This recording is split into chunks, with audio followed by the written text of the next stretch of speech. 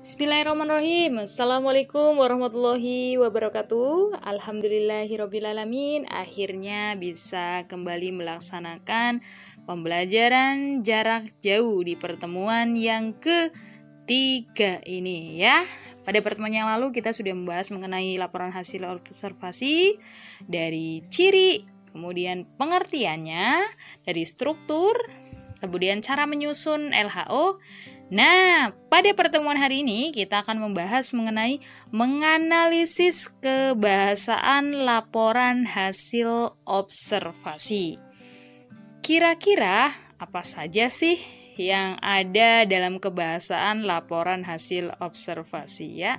Jangan lupa untuk berdoa terlebih dahulu supaya pembelajaran kita pada hari ini diberikan kemudahan dan pemahaman yang lebih berkaitan dengan materi hari ini. Oke, yang pertama kebahasannya ada kata verba dan kata nomina. Kata verba ini nama lainnya adalah kata kerja. Yang namanya kata kerja berarti melakukan perbuatan. Ingat loh, yang namanya kata kerja ini dibagi menjadi dua. Ada kata kerja aktif dan kata kerja pasif. Membedakannya bagaimana sih Bu? Kalau yang aktif berarti nanti ada awalan me sama ber, akme ber. Kalau yang kemudian pasif di sama ter ya. Kemudian ini ada contohnya nih, menetapkan, mengembangkan, kemudian dibuat. Berikutnya ada kata nomina. Kata nomina ini sama saja dengan kata benda. Yang namanya kemudian kata benda berarti berwujud ya, terlihat, bisa kita rasakan ya, bisa kemudian diwujudkan. Contoh daripada kata benda ada wayang ya, tadi ya.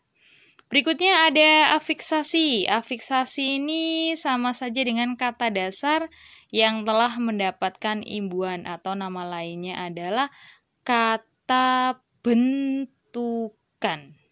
Nah, ada contoh nih dari afiksasi. Ada kata dasar, contohnya takut mendapatkan imbuhan mekan. Mekan ini adalah awalan sama akhiran. Kemudian berubah bentuk ya karena luluh menjadinya menakutkan atau berubah menjadi kata verba. Kenapa luluh? Karena KTSP ini kalau ketemu awalan me mesti luluh ya.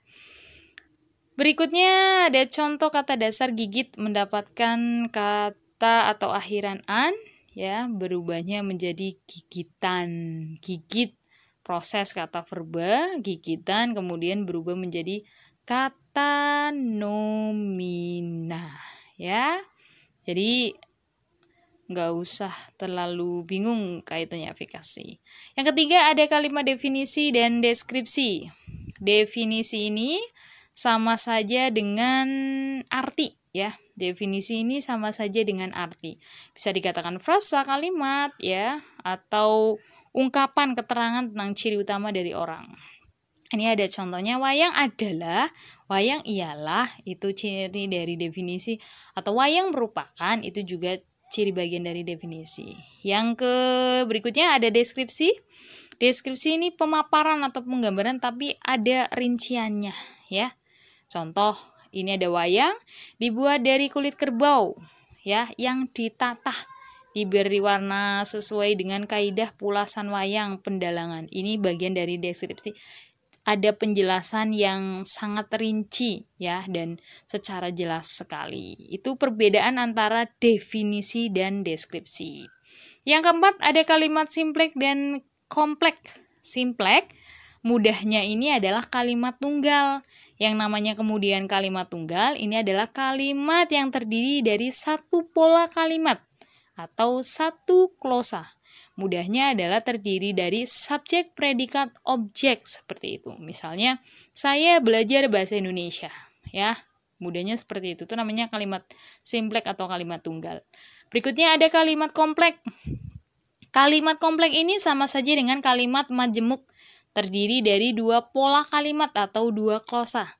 Ingat, yang namanya kalimat majemuk ini dibagi menjadi dua. Kalimat majemuk setara nama lainnya adalah koordinatif, dan kalimat majemuk bertingkat nama lainnya ada subordinatif. Kalau kalimat majemuk nanti dicirikan adanya, ya tepat sekali, ada kata sambung atau kata hubung. Kata sambung atau kata hubung, nama lainnya adalah konjungsi. Pintar sekali.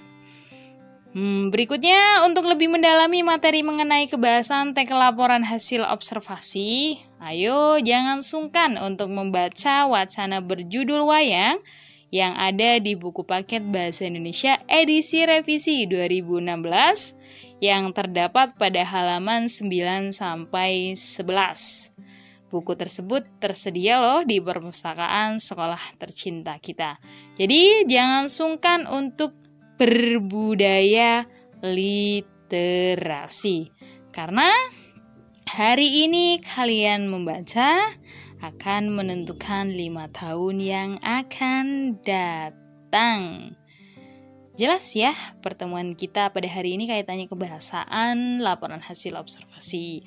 Selamat belajar, jangan sungkan bertanya jika belum paham di forum yang sudah disediakan. Tetap jaga kesehatan. Jangan sungkan untuk sering mencuci tangan setelah melakukan aktivitas dan tetap jaga jarak ya ketika sedang bertemu dengan teman atau orang-orang yang ada di sekitar ya. Mungkin itu saja dari saya. Billahi taufiq wal hidayah. Assalamualaikum warahmatullahi wabarakatuh.